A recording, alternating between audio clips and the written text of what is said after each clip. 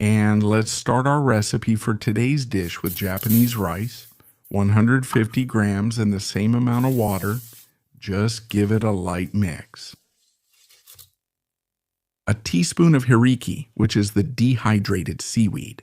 It's written like this. You can find it in Asian stores and in some large supermarkets. A tablespoon of soy sauce. It can be any brand you want. It can also be the light version, which is less salty. Mix it. It's a very tasty rice, really delicious, with a very mild seasoning.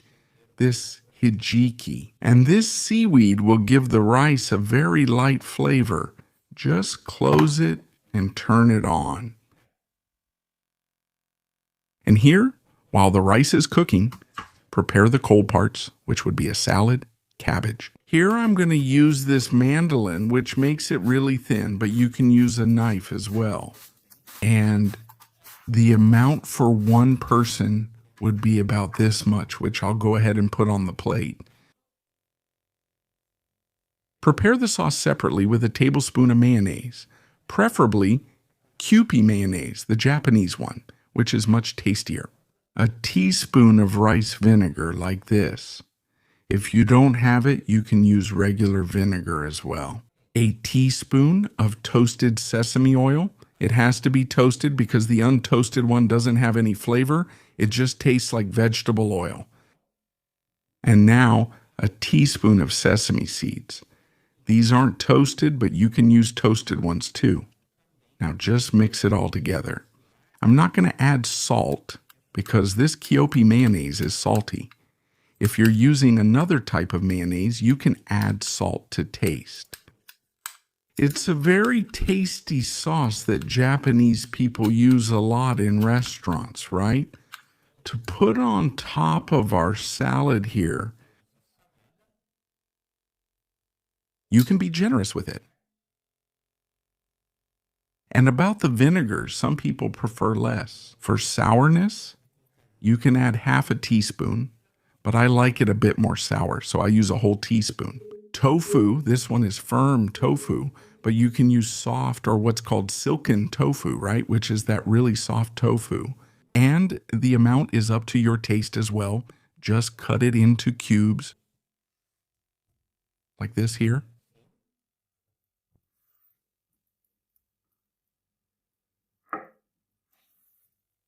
Place the tofu on the plate like this and make sure it's well arranged because appearance is very important, right? Make the food look really nice on the plate. And now grate a little bit of ginger, just enough to cover the tofu, and put it on top. The ginger will give the tofu a really special flavor. For those who have never tried it, make it at home. It's really worth it. Besides being tasty, it's very nutritious and good for your health.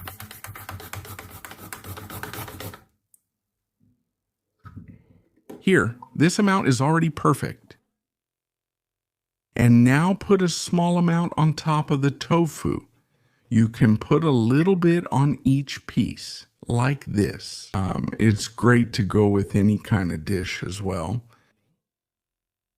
Done?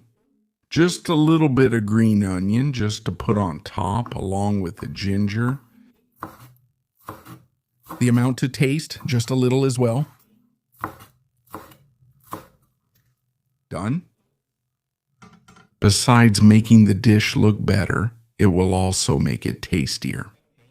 But if you don't like green onions, you can leave them out. No problem, because just the ginger and tofu already have a really good flavor. Here, the cold part is already done. Now let's move on to the hot part, and today I'll make our dish with tilapia fillet. It's a fish that's really easy to find, and the seasoning is very simple. Here, I'll spray alcohol vinegar on both sides. Black pepper to taste. I'll put it on the other side too. And salt as well to taste.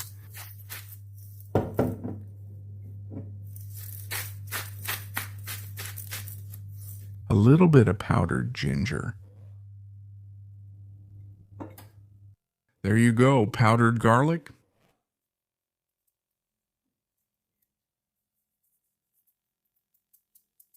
And now let's let it rest for about 15 minutes. And now, let's prepare our miso soup, which is miso shiru, half a liter of water. I'm going to prepare 2 servings because I like to have one during the meal and another one afterwards. 1 teaspoon of fish dashi. It can be from the Hondashi brand or Shinomoto or any other brand as well.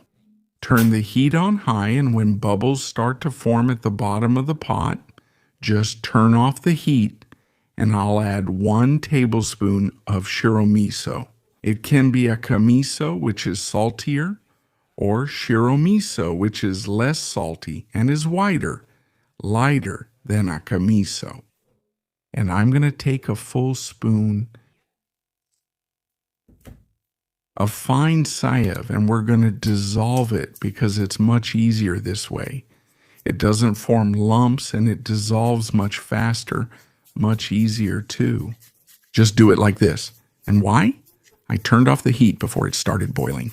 If you want a miso soup with all the nutrients, you can't let it boil, because if it boils, you lose a bit of the nutrients from the miso.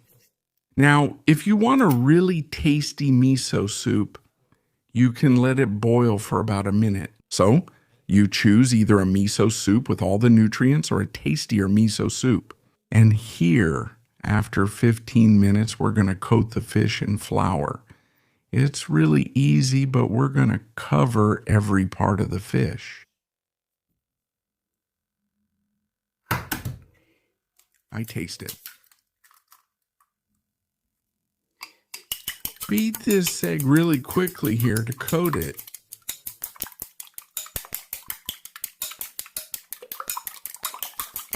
It's good now. Now we just need to coat our fish.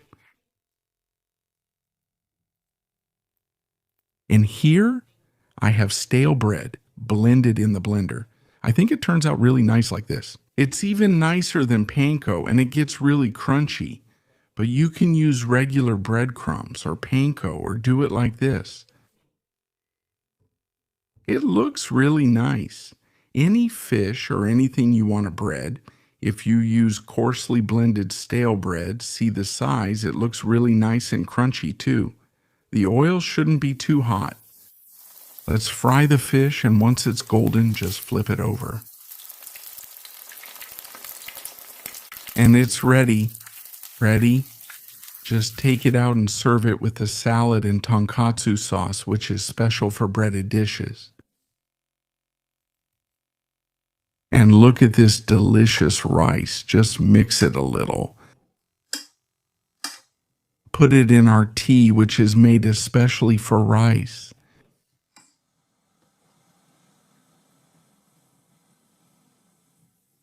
And now we just need to set our table.